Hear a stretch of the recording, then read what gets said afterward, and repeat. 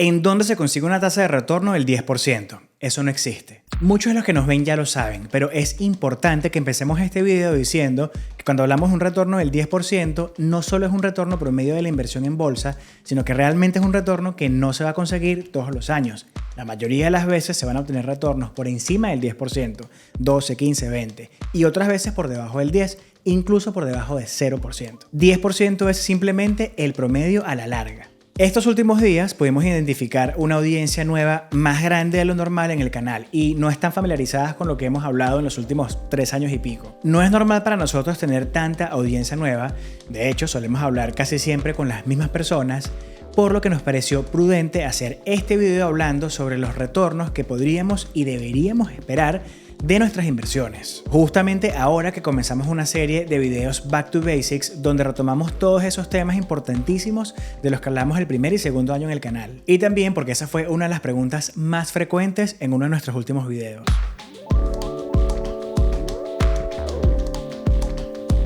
Hola a todos, yo soy Carlos y bienvenidos una vez más al canal. Si es tu primera vez por acá, queremos darte la bienvenida. Aquí hablamos de todo lo relacionado a educación financiera. Compartimos todo lo que sabemos, todo lo que vamos aprendiendo y las experiencias de nuestro propio viaje. Comparto este proyecto con mi esposa Andrea, con la que llevo 12 años casado y quien es el motor principal de todo. Nosotros comenzamos nuestro viaje financiero hace más de una década y durante ese tiempo el movimiento sobre finanzas personales lo llevaba la comunidad FIRE, la cual sigue promoviendo alcanzar un retiro adelantado a través de una combinación de una tasa alta de ahorro y la inversión agresiva en activos simples que han demostrado ser eficientes a lo largo del tiempo. Todavía no alcanzamos el nivel que queremos llegar, aunque estamos bastante adelantados en nuestro viaje y en un punto donde podemos decidir dedicarnos a algo que nos llene más que nuestros trabajos full time, a pesar de que ganemos menos. Y de eso, en enero del año pasado decidimos enfocarnos en el proyecto de endeudados, con la misión de ayudar a las personas, como nosotros, a alcanzar por lo menos su Coast FIRE, que es que así no invierten ni $1 más, igualmente pueden tener un retiro tradicional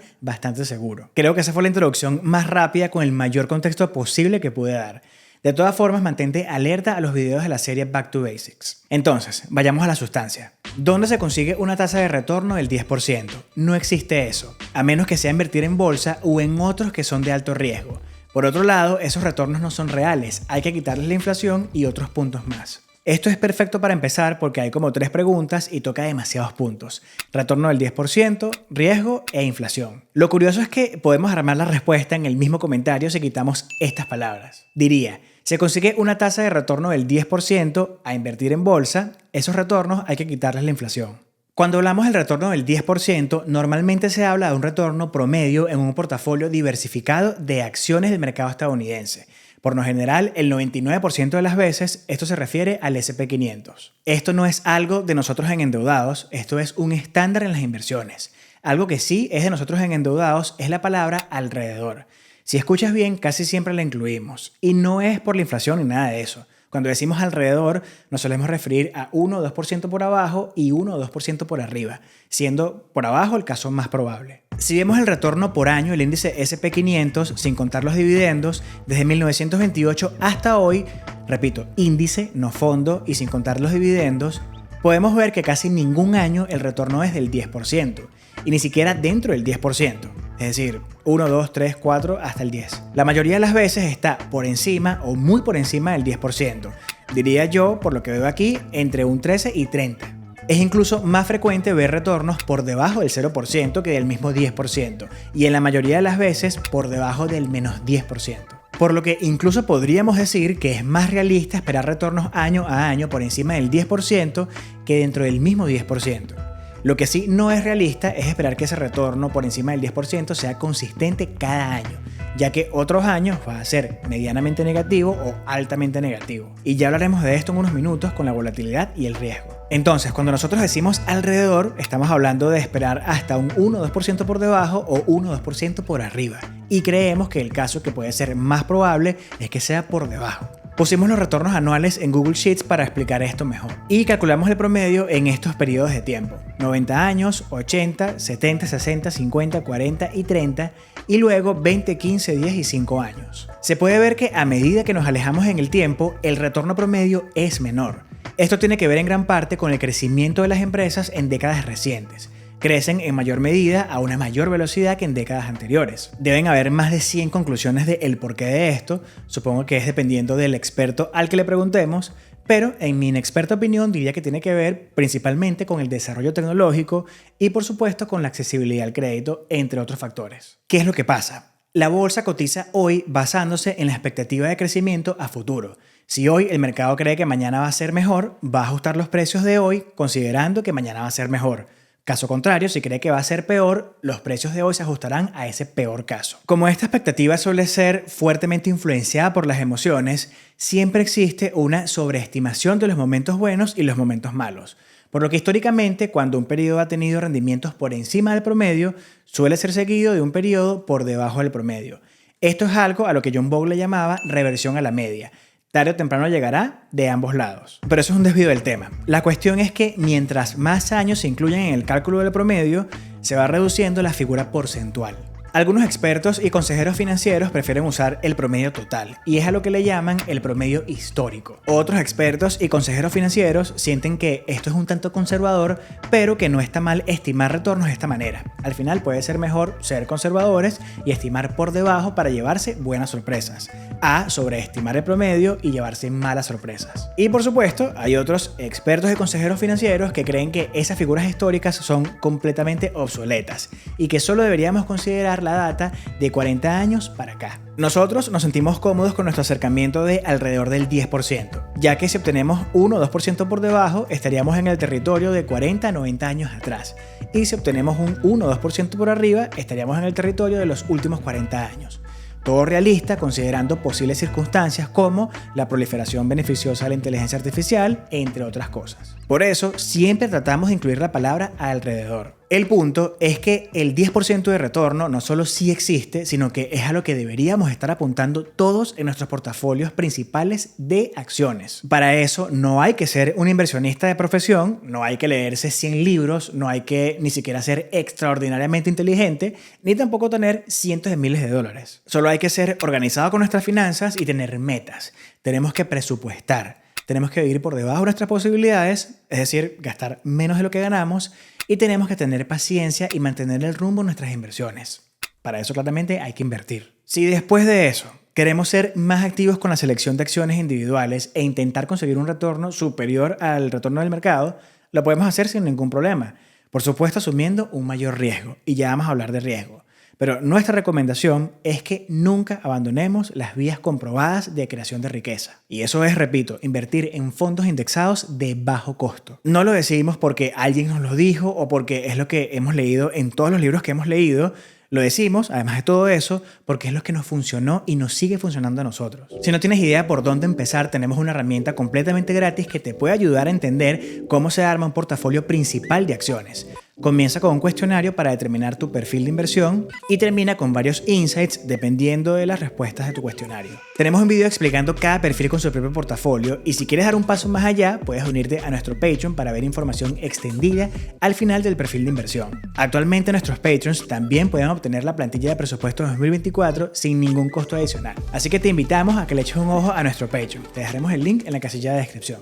Entonces, el riesgo. Entiendo que quizás no se tenga información de algo y que genuinamente nos cuestionemos cosas, pero teniendo la información y respuesta a una pregunta y haciendo la pregunta a la respuesta que ya tenemos, es algo que no puedo entender. Decir dónde se consigue una tasa de retorno del 10%, no existe eso, a menos que sea invertir en bolsa o en otros que son de alto riesgo, es exactamente lo mismo decir dónde se consigue una manzana. Eso no existe, a menos que se siembre un árbol de manzanas o se compre una en el supermercado. Es importante que se entienda algo.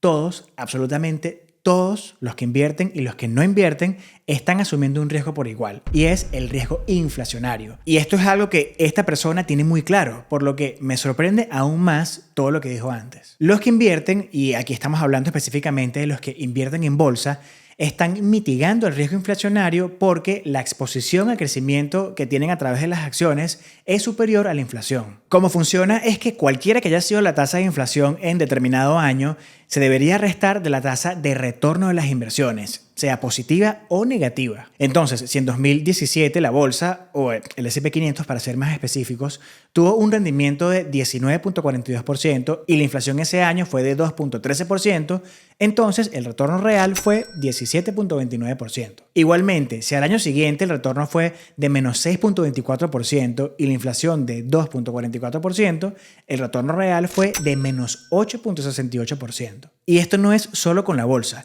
esto se calcula con absolutamente todo. El retorno de cualquier inversión, nuestros ahorros en efectivo, nuestros salarios, el valor de nuestra propiedad, el oro, la plata, el Bitcoin, etcétera, etcétera, etcétera. A todo hay que restarle la inflación para obtener el retorno real. Lo único que podría ser completamente inmune a la inflación y que está al alcance de todos es el botón de like. Así que si llegaste hasta este punto, déjanos tu like, significa un montón para el canal, y déjanos un comentario con este emoji para saber que estás por aquí. Entonces, esto es a lo que esta persona se refiere cuando dice que esos retornos no son reales. Hay que quitarles la inflación. Completamente cierto, completamente válido y completamente necesario a la hora de proyectar el dinero que vamos a necesitar en el futuro y el monto de la inversión. Definitivamente hay que hablar en términos reales cuando hablamos de inversiones en la planificación patrimonial.